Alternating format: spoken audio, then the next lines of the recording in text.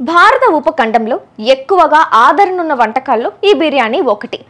సువాసన భరితమైన ఈ వంటకాన్ని ఒకే పాత్రలో బియ్యం, మాంసం, సుగంధ ద్రవ్యాలు వేసి చేస్తారు.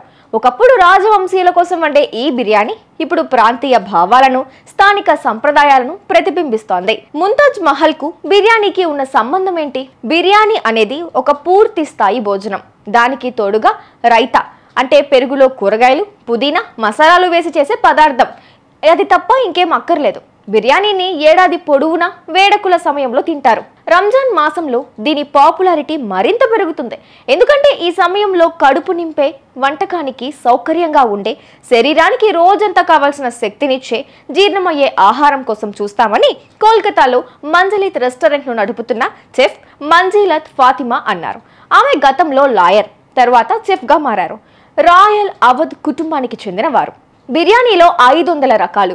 బిర్యానీ అనే పేరు పర్షియన్ కు చెందిన బిరింజ్ బిర్యానీ నుంచి తీసుకునుండొచ్చని అమెరికాలో క్యాటరింగ్ బిజినెస్ చేసే హలా పర్వీజ్ అన్నారు. బిర్యానీ, కబాబ్లకు ప్రత్యేకమైన హలాస్ దస్కరాన్ అనే క్యాటరింగ్ వ్యాపారాన్ని ఆమె చేస్తున్నారు. భారత ఉపఖండం ఈ వంటకాన్ని సొంతం చేసుకుంది. అందులో ప్రాంతీయంగా 500 రకాల్ని సృష్టించింది అని ఆమె చెప్పారు. ఇప్పుడు బిర్యానీలో అంతర్భాగమైన కుంకుమ పువ్వు, యోగట్ వంటి పదార్థాలను వండే పద్ధతులను మొఘలులు పరిచయం చేశారు. బిర్యానీకి కుంకుమ పువ్వు మంచి రంగును, సువాసనను అందిస్తుంది.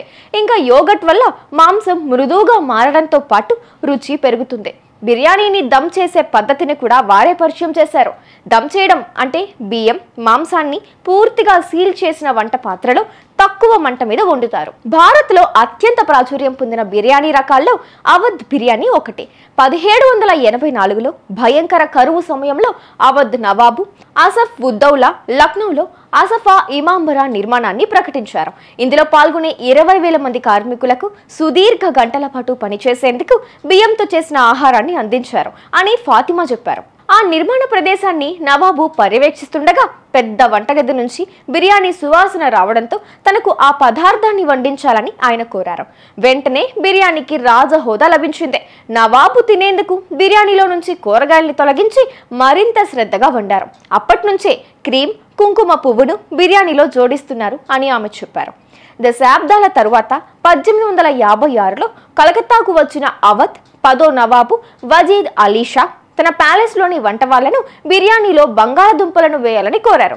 అప్పట్లో బంగాళదుంప పెద్దగా అందుబాటులో ఉండేది కాదు. ఇప్పుడు బిర్యానీ ఏడాది పొడవునా అందరికీ బాగా నచ్చే వంటకం.